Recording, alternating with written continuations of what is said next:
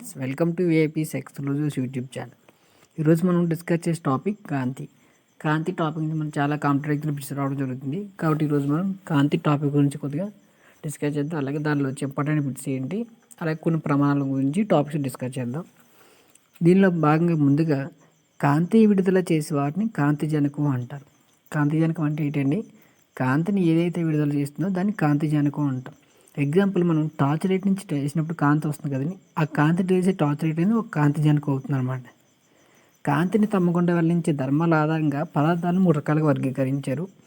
అవి ఒకటి పారదర్శక పదార్థం, అపారదర్శకము, పాక్షిక పారదర్శకం. ముందుగా పారదర్శక పదార్థం అంటే ఏంటంటే కాంతిని తమ్మకుండా వెళ్ళనిచ్చే పదార్థాలను పారదర్శక పదార్థాలను పిలుస్తాం. ఎగ్జాంపుల్ గాలి, నీరు, గాజు, నూనె మొదలైనవి. అపారదర్శకం అంటే కాంతిని తమ గుండా వెళ్ళనివ్వని పదార్థాలని అపారదర్శకం అని పిలుస్తారు. ఎగ్జాంపుల్ చెక్క, కోడ, ప్లాస్టిక్, కాగితం అనేవి తమ గుండా కాంతిని వెళ్ళనివ్వనమాట. మూడోది పాక్షిక పారదర్శకం అంటే కాంతి వెలువడినప్పటికీ సరిగా వెలువడదు, అలాగే పూర్తిగా కాంతి అనేది వెళ్ళడం జరగదు. అటువంటి వాటిని పాక్షిక పారదర్శకం అంటారు. ఎగ్జాంపుల్ గొరక గాజు, నూనె, కాగితము, పారాఫిన్ మొదలైనవి. బిట్ ఎలా అడుగుతాడంటే ఏదో ఒక పదార్థం ఇచ్చేసి ఈ పదార్థం అనేది దేనికి చెందింది అని అడుగుతారు అన్నమాట. పారదర్శకమా, అపారదర్శకమా, పాక్షిక పారదర్శకమా. ఇప్పుడు మనం కాంతి తీవ్రత అంటే ఏంటో డిస్కస్ చేద్దాం. కాంతి తీవ్రత అంటే ప్రమాణ వైశాల్యమునకు లంబతలం గుండా 1 సెకండ్ కాలంలో ప్రయాణించే కాంతి శక్తిని కాంతి తీవ్రత అంటారు. అంటే ప్రమాణ వైశాల్యం గల దానిపై లంబంగా ఒక కాంతిని వెలువడినప్పుడు 1 సెకండ్ కాలం ఎంతైతే కాంతి వెళ్తుందో ఆ కాంతి శక్తి మొత్తాన్ని కాంతి తీవ్రతగా చెప్తారు. ప్రమాణ వైశాల్యం అంటే పొడవు, వెడల్పు 1 సెంటీమీటర్ అన్నమాట. దీనికి ప్రమాణాలు, మామూలు కాంతి తీవ్రత ప్రమాణాలు ఏంటంటే క్యాండిలా ప్రామాణిక ప్రమాణం, అలా కాకుండా అభివాహక ప్రమాణాలు అయితే దాన్ని ల్యూమెన్గా చెప్తారన్నమాట. అదే కాంతి తీవ్రత యొక్క ప్రమాణాలని మనం ఆరోహణ క్రమంలో రాసినైతే candela less than, lumen less than, lux less than కాంతి సంవత్సరం. వీటన్నిటిలో కాంతి తీవ్రత యొక్క గరిష్ట ప్రమాణం ఏంటంటే కాంతి సంవత్సరంగా చెప్పవచ్చు. ఏంటంటే ఎక్కువ ప్రమాణం కలిగింది కాంతి సంవత్సరం. అంటే 1 ల్యూమెన్ ఈజ్ఈక్వల్ టు 12.56 క్యాండిల్లకు సమానం. ఏంటండి, 1 ల్యూమెన్ అనే ప్రమాణం 12.56 క్యాండిల్లకు సమానం. ఇది ఇంపార్టెంట్ బిట్. అయితే ఇప్పుడు మనం దర్పణాల గురించి డిస్కస్ చేద్దాం. ఇందులో ముందుగా సమతల దర్పణం అంటే ఏంటో చూద్దాం. ఒక సమతల గాజు పలక వెనక వైపు ఏజీబీఆర్ అంటే సిల్వర్ బ్రోమైడ్ పూత పూసినా అది సమతల దర్పణం వల్ల పనిచేస్తుంది. అంటే మనం ఒక సమతల మామూలుగా దర్పణాన్ని తీసుకొని, గాజు పలకను తీసుకొని దానికి వెనక వైపు పూత పూసినా అది మనకు సమతల దర్పణంలాగా పనిచేస్తుంది అన్నమాట. దీనిలో కాంతి పరావర్తనం చెందినప్పుడు కానీ, వక్రీభవనం చెందినప్పుడు కానీ మనకి ప్రతిబింబం ఏర్పడుతుంది. అప్పుడంటే సమతల దర్పణంలో కాంతిని పరావర్తనం చెందినప్పుడు కానీ, వక్రీభవనం చెందినప్పుడు కానీ ప్రతిబింబం అనేది ఏర్పడడం జరుగుతుంది. అయితే ఈ సమతల దర్పణంలో ప్రతిబింబం ఎలా ఉంటుందంటే, ప్రతిబింబ లక్షణాలు ఏంటండి, ఈ సమతల దర్పణం చూసుకున్నప్పుడు కుడి ఎడమగా తారుమారు అవుతాయి. అంటే కుడి ఎడమలాగా, ఎడమ కుడిలా మారుతుంది. దీన్నే మనం పార్శ్వ విలోమం కూడా చెప్తాం. అలాగే వస్తువు యొక్క పరిమాణం ఎంత ఉందో ప్రతిబింబ పరిమాణం కూడా సమానంగా ఉంటుంది. సమతల దర్పణం ఎలా ఉంటుందండి, వస్తువు పరిమాణం, ప్రతిబింబ పరిమాణం సమానంగా ఉంటుంది. అలాగే అద్దం నుంచి వస్తువు యొక్క దూరం ఎంత ఉందో అలాగే ఆ అద్దం నుంచి ప్రతిబింబ దూరం కూడా ఎంత ఉంటుంది. అంటే వస్తువు యొక్క దూరం యు, ప్రతిబింబ దూరం అంటే యూజ్వల్ ఈ రెండు కూడా మనకి సమానంగా ఉంటాయి. ఈ మూడింటిని మనం ప్రతిబింబ లక్షణాలుగా చెప్పుకోవచ్చు. అలాగే ప్రతిబింబ లక్షణాలు ఇప్పుడు మనకి సమతల దర్పణం వెళ్ళినప్పుడు కూడా మిథ్యా ప్రతిబింబం ఏర్పడుతుంది. ఏంటండి బిట్ ఏంటంటే సమతల దర్పణంలో ఏ ప్రతిబింబం ఏర్పడుతుంది, మిథ్యా ప్రతిబింబం. ఇప్పుడు మనం మిథ్యా ప్రతిబింబం, నిజ ప్రతిబింబం డిస్కస్ చేద్దాం. మిథ్యా ప్రతిబింబం అంటే వస్తువుతో పోల్చినప్పుడు నిటారుగా ఉండను. అంటే దీనిలో ప్రతిబింబం ఎలా ఏర్పడుతుందంటే నిటారుగా ఏర్పడుతుంది. ఎలాగండి, నిటారుగా ఏర్పడుతుంది కానీ దీన్ని తెర మీద పట్టాలంటే చాలా పెద్దదిగా ఏర్పడుతుంది అన్నమాట. ఎంత ఉందో అంత ఉంటుంది, తెర మీద పట్టలేము. దీన్ని మిథ్యా ప్రతిబింబం. అదే నిజ ప్రతిబింబం అంటే వస్తువుతో పోల్చినప్పుడు తలకిందులుగా ఉంటుంది. ప్రతిబింబం అనేది వస్తువు నిటారుగా ఉంటే ప్రతిబింబం అనేది తలకిందులుగా ఉంటుంది. అలాగే దీన్ని చిన్నగా ఉండి తెరపై పట్టగలం. ఇప్పుడు సమతల దర్పణం అయిపోయింది కదండి. ఇప్పుడు ఏదైనా 2 దర్పణాలు ఇచ్చి ఒక కోణం ఇస్తే ఎన్ని ప్రతిబింబాలు ఏర్పడుతుందో అడుగుతాడు. ఇలా ఒక 2 దర్పణాలు ఇచ్చి అంటే కోణం θ ఇచ్చినట్టు కనుక్కోవడం ఎలా అంటే n = 360/θ - 1. ఏంటంటే ఫార్ములా n = 360/θ - 1. ఎగ్జాంపుల్, ఒక ట్వేట అంటే కోణం 30 ఇచ్చాడు అనుకో, అప్పుడు ప్రతిబింబాలు n = ఎంత అని అడుగుతాడు. ఫార్ములా ఏంటంటే అన్ ఈజ్ ఈక్వల్ టు 360/θ - 1 అంటే 360/30 - 1 అంటే 30 12 అంటే 12 - 1 ఈజ్ ఈక్వల్ టు ఎంత అండి? మొత్తం ప్రతిబింబాలు ఎన్ని ఏర్పడతాయి? 11 ఏర్పడతాయి. అలాగే ఒకవేళ కోణం 45 డిగ్రీస్ ఇస్తే 360/45 - 1 అలాగే అంటే 45 8 360 కాబట్టి 8 - 1 ఈజ్ ఈక్వల్ టు 7 అంటే మొత్తం ఎన్ని ఏర్పడుతుంది? 7. ఇక్కడ గుర్తుపెట్టుకో విషయం ఏంటంటే ఒకవేళ కోణం అనేది బేసి సంఖ్యలో ఉంటే అప్పుడు formula n is equal to 360/θ అండి. ఏంటండి ఫార్ములా? 360/θ. అదే సరి సంఖ్య అయితే 360/θ - 1. ఈ రెండు మనం గుర్తుపెట్టుకోవాలండి. ఇప్పుడు పెరిస్కోప్ చూద్దాం. పెరిస్కోప్ అంటే మనకి యుద్ధాల్లో అది స్థితుల గురించి తెలుసుకుని ఉపయోగిస్తాం. ఇది ఎలాగంటే సమతల దర్పణంపై గల కాంతి పరావర్తనం చెందును అనే సూత్రంపై ఆధారపడుతుంది. వీటిని పెరిస్కోప్ ఏ సూత్రం మీద అని అడుగుతారు. సమతల దర్పణంపై గల కాంతి పరావర్తనం చెందిన సూత్రంపై పనిచేసిన పెరిస్కోప్ అనేది.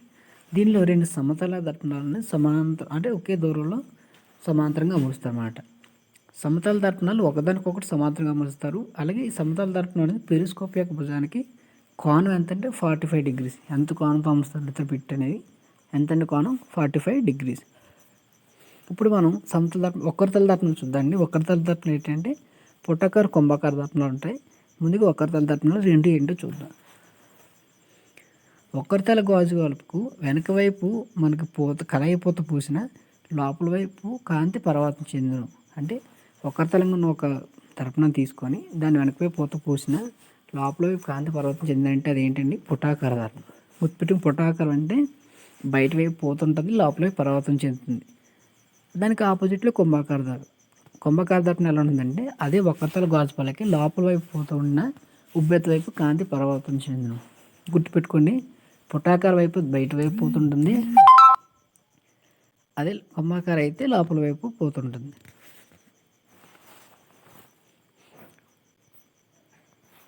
ఇప్పుడు మనం పుటాకార దర్పణం గురించి డిస్కస్ చేద్దాం. పుటాకార దర్పణంపై కాంతి కిరణాలు పడినా అవి పరావర్తనం చెంది నాభితో కలుస్తాయి. పుటాకార దర్పణలు ఏంటంటే దర్పణంపై కాంతి కిరణాలు పడినా పరావర్తనం చెందినప్పుడు మొత్తం అన్ని పరావర్తన కిరణాలు కూడా ఒక నాభితో కలుస్తాయి. అది ఏంటంటే F. దీనివల్ల ఇది ఏంటంటే అభికేంద్రం అవుతుంది అన్నమాట. దీన్ని అభిసరణ చంద్రం అంటారు. ఒకే దగ్గర అభిసరణ కేంద్రకి రావడానికి. అభిసరణ చంద్రం వలన పుటాకార దర్పణంలో నిజ ప్రతిబింబం ఏర్పడుతుంది, అలాగే మిథ్య ప్రతిబింబం ఏర్పడుతుంది. ఆల్రెడీ మనం డిస్కస్ చేసాం నిజ మిథ్య ప్రతిబింబాలు అంటే ఏంటో. దీన్ని బర్నింగ్ మిర్రర్ అంటారు. ఎందుకంటే దీన్ని సూర్యుడికి అభిముఖంగా పెట్టినప్పుడు సూర్యశక్తి అంతా నాభి వద్ద కేంద్రీకృతమై అక్కడ ఉష్ణశక్తి జనిస్తుంది అన్నమాట. దానివల్ల దీన్ని బర్నింగ్ మిర్రర్ అంటారు. అలాగే పుటకార దర్పణం యొక్క అక్కడ నాభి వద్ద ఏదైనా బొల్లి పెట్టినా ఎక్కువ కాంతి వస్తుంది అన్నమాట. కాబట్టి మనకి వాహనాల హెడ్లైట్లో కానీ అది వాడతారు. ఇక్కడ పి అనేది ఆ ఉపరితలం వద్ద పాయింట్ ధ్రువం. అలాగే దానికి నాభి F, వక్రత కేంద్రం C. కొంచెం ధ్రువానికి నాభికి మధ్య గల దూరం నాభ్యంతరం అని పిలుస్తారు. అలాగే నాభికి వక్రత కేంద్రం మధ్య గల దూరం కూడా నాభ్యంతరం అని పిలుస్తారు. అలాగే ధ్రువానికి వక్రత కేంద్రం మధ్య గల దూరాన్ని వక్రత వ్యాసార్థం అని పిలుస్తారు. అంటే R ఈజ్ ఈక్వల్ టు రాసుకోవచ్చు, 2F రాసుకోవచ్చు. అప్పుడు F ఈజ్ ఈక్వల్ టు ఏమవుతుంది? R/2. P మరియు Fల మధ్య వస్తువులు ఉంచిన చూసారు, అక్కడ P కానీ F కానీ మధ్యలో ఉంచినా అక్కడ ప్రతిబింబం వెలుగుతుంది. ఉద్దీకృత మిథ్యా ప్రతిబింబం అంటే అది మొత్తం పెద్దదిగా కనపడుతుంది. కాబట్టి మనకి బిట్ అడుగుతారంటే ENT డాక్టర్లు దంత వైద్యులు వాడే దర్పణం ఏంటి అని అడుగుతారు. ఏంటండి? పుటాకార దర్పణాన్ని వాడతారు. హెడ్లైట్లు కూడా పుటాకార దర్పణం వాడతారు. అలాగే దర్పణం సూత్రం ఏంటంటే 1/F is equal to 1/V - 1/U. U అంటే వస్తువు దూరం, అంటే మామూలు వస్తువు. అలాగే దానికి ప్రతిబింబ దూరం అయితే V. కానీ దీని సాంప్రదాయ ప్రకారం ఏమవుతుందంటే 1/F is equal to 1/V + 1/U అవుతుంది అన్నమాట. ఇప్పుడు కుంభాకార దర్పణం చూద్దాండి. కుంభాకార దర్పణాన్ని రివ్యూ మిర్రర్ అంటారు. ఎందుకంటే ఇది ప్రతిబింబం చాలా చిన్నగా కనపడి వెనకాల ఏ వస్తుందో చూడడానికి అవకాశం ఉంటుంది. దీన్ని మనం వాహనాల యొక్క సైడ్ మిర్రర్లు కూడా వాడతాం. ఇక్కడ మనం ఇంకోటి ఆవర్తనం అంటే ఏంటంటే HI/HYగా రాసుకోవచ్చు. ఆవర్తనం M ఈజ్ ఈక్వల్ టు HI/HYగా రాస్తాం. H అంటే ప్రతిబింబ పరిమాణం, H అంటే వస్తు పరిమాణం. ఇది డెఫినేషన్ ఏంటంటే ప్రతిబింబ పరిమాణం మరియు వస్తు పరిమాణం యొక్క నిష్పత్తిని ఆవర్తనంగా చెప్తాం. సమతల దర్పణం యొక్క ఆవర్తనం అంటే M ఈజ్ ఈక్వల్ టు ఎంత అంటే 1. అలాగే పుటకార దర్పణం యొక్క ఆవర్తనం అయితే -1 + 1 కూడా. కుంభాకార దర్పణం యొక్క ఆవర్తనం అయితే 1 కన్నా తక్కువగా ఉంటుంది.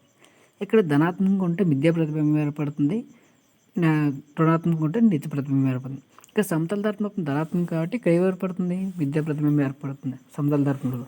పుటకాత్మకంలో ప్లస్ మైనస్ కాబట్టి విద్య నిజ ఏర్పడతాయి.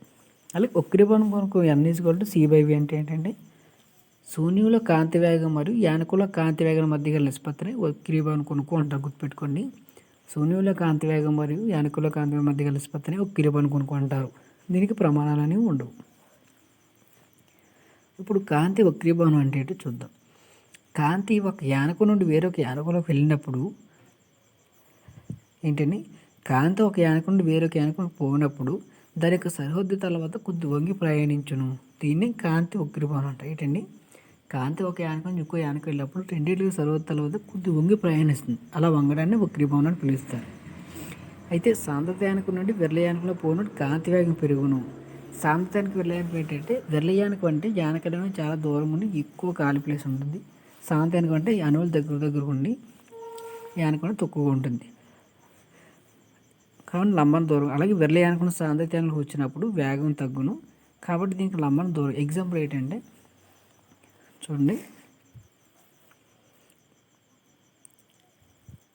కానీ కాంతి వక్రీభవనం చెందినప్పుడు దాని యొక్క వేగం యానకాలు బట్టి మారుతుంది, కానీ పౌనఃపున్యం ఎప్పుడైనా సరే కాంతి వక్రీభవనం చెందినప్పుడు పౌనఃపున్యం అనేది స్థిరంగా ఉంటుంది. ఎగ్జాంపుల్ బకెట్ మీద నీరు, బకెట్లో నీరుండి దాంట్లో కర్ర వేసినప్పుడు మనకు పైకి చూసినప్పుడు కర్ర అనేది పైకి వంగినట్టు ఉంటుంది, కానీ కర్ర స్ట్రైట్గా ఉంటుంది. దీన్ని ఏంటంటే కాంతి వక్రీభవనం అని పిలుస్తాం. అలాగే నీరున్న గాజు గ్లాసులు ఒక నాణెం వేసినట్టు పైన చూస్తే నాణెం అనేది పెద్దది కనిపించి పైకి ఉన్నట్టు కనిపిస్తుంది. ఇది కూడా కాంతి వక్రీభవనానికి ఒక ఉదాహరణ. ఇప్పుడు స్నెల్ నియమం అంటే ఏంటో చూద్దాం. పతన కోణం యొక్క సైన్ విలువ అలాగే వక్రీభవన గుణకం యొక్క సైన్ విలువ మధ్య గల నిష్పత్తినే నిష్పత్తి ఏంటంటే వక్రీభవన గుణకానికి సమానం. ఏంటండి, పతన కోణం యొక్క సైన్ విలువ అలాగే వక్రీభవన గుణకం యొక్క సైన్ విలువ మధ్య గల నిష్పత్తి వక్రీభవన గుణకానికి సమానంగా ఉంటుంది. అంటే N=sin I/sin R. ఫార్ములా ఏంటండి, N=sin I/sin R అంటే N అంటే N21/sin I/sin R. దీన్ని N2/N1 sin I/sin R. దీని N1 sin I N2 sin R రాసేయచ్చు. దీన్నే స్నెల్ నియమం అంటారు. స్నెల్ నియమం అంటే ఏంటి, N1 sin I N2 sin R చెప్తారు. సంపూర్ణాంతర పరావర్తనం డిస్కస్ చేద్దండి. సంపూర్ణాంతర పరావర్తనం అంటే ఏంటంటే పతన కోణం సందిగ్ధ కోణం కంటే వక్రీభవన కిరణం అదే యానకులో వెనుదిరుగున సంపూర్ణాంతర పరావర్తనం అంటారు. ఏంటండి, పతన కోణం సందిగ్ధ కోణం కంటే వక్రీభవన కిరణం అదే యానకులో వెనుదిరగడాన్ని సంపూర్ణాంతర పరావర్తనం అంటారు. ఇలా సంపూర్ణాంతర పరావర్తనం చెందిన 2 నియమాలు ఉంటాయి. కాంతి కిరణం అనేది సాంద్రత యానకం నుండి విరళ యానకంలోకి వెళ్ళాలి. అలాగే పతన కోణం అనేది సందిగ్ధ కోణం కంటే ఎక్కువగా ఉండాలి. I>C. ఈ రెండు ఉన్నప్పుడు సంపూర్ణాంతర పరావర్తనం అనేది జరుగుతుంది. ఎగ్జాంపుల్ వజ్రం మెరవడానికి అలాగే ఎండమావులు ఏర్పడడం కూడా సంపూర్ణాంతర పరావర్తనం ఏర్పడుతుంది. ఇప్పుడు చివరిగా ఇక్కడ O అనేది మూల కేంద్రం, F అనేది నాభి అనేది వస్తువు యొక్క నాభి, C అనేది వస్తువు యొక్క వక్రత కేంద్రం. అలాగే F1 C1 ఒక వైపు ఏమో ప్రతిబింబం యొక్క వక్రత కేంద్రం, ప్రతిబింబం యొక్క నాభి. దీన్ని బట్టి వస్తువుని ఎక్కడి నుంచి ఎక్కడ ప్రతిబింబాలు ఏర్పడుతుందో మనం డిస్కస్ చేద్దాం. ఇక్కడ వస్తువు స్థానం అలాగే దాని యొక్క ప్రతిబింబం అలాగే ప్రతిబింబం లక్షణం ఎలా ఉంటుందో డిస్కస్ చేద్దాం. వస్తువుని అనంత దూరంలో ఉంచితే ప్రతిబింబం అనేది F వద్ద ఏర్పడుతుంది. అది ఎలా ఏర్పడుతుందని చిన్నది నిజ ప్రతిబింబంగా ఏర్పడుతుంది. ఇది అనంత దూరంలో ఉంచిన వస్తువు. అలాగే ఒకవేళ వస్తువుని Cకి అవతల వైపు ఉంచామనుకోండి, అప్పుడు ప్రతిబింబం అనేది F మరియు Cల మధ్య ఏర్పడుతుంది. అది ఎలా ఏర్పడుతుంది, చిన్నది నిజ మరియు తలకిందులుగా ఏర్పడుతుంది. C వద్ద నుంచి C అవతల నుంచి తలగా. ఒకవేళ C వద్ద ఉంచినప్పుడు ప్రతిబింబం కూడా ఎక్కడ ఏర్పడుతుంది, C వద్ద ఏర్పడుతుంది. ఇది నిజ ప్రతిబింబం మరియు సమానంగా ఉంటుంది, తలకిందులుగా ఏర్పడుతుంది. C వద్ద ఉంచినప్పుడు మాత్రం C వద్ద ఏర్పడుతుంది. ఒకవేళ F మరియు C మధ్యలో ఉంచామనుకోండి వస్తువుని, ప్రతిబింబం అనేది Cకి అవతల వైపు ఏర్పడుతుంది. ఎలా ఏర్పడుతుంది అంటే పెద్దదిగా మరియు నిజ ప్రతిబింబం మరియు అది తలకిందులుగా ఏర్పడుతుంది. ఒకవేళ F వద్ద ఉంచితే ప్రతిబింబం అనేది అనంత దూరంలో ఏర్పడుతుంది. అలాగే చిన్నదిగా మరియు నిజ ప్రతిబింబం అనేది ఏర్పడడం జరుగుతుంది. చివరిగా O మరియు F వస్తువు ఉంచినప్పుడు వస్తువు యొక్క ప్రతిబింబం కూడా వస్తువు ఉన్నవైపే ఏర్పడుతుందట. ఎక్కడండి, O మరియు F వద్ద ఉంచినప్పుడు మాత్రం వస్తువు ఉన్నవైపే ఏర్పడుతుంది. అది ఎలాగంటే వృద్ధీకృత మధ్య ప్రతిబింబంగా ఏర్పడుతుంది అన్నమాట. ఇక్కడ 2 ఇంపార్టెంట్ పాయింట్, చాలా ఇంపార్టెంట్. నిజ ప్రతిబింబం మరియు మిథ్యా ప్రతిబింబం ఏర్పరిచే కటకం అయితే కుంభాకార కటకం. ఒకవేళ నిజ ప్రతిబింబం మిథ్యా ప్రతిబింబం ఏర్పరిచే దర్పణం అయితే పుటాకారం. కటకం అయితే కుంభాకారం, దర్పణం అయితే పుటాకారం. గుర్తుపెట్టుకోండి. Thanks for watching. Please subscribe and like.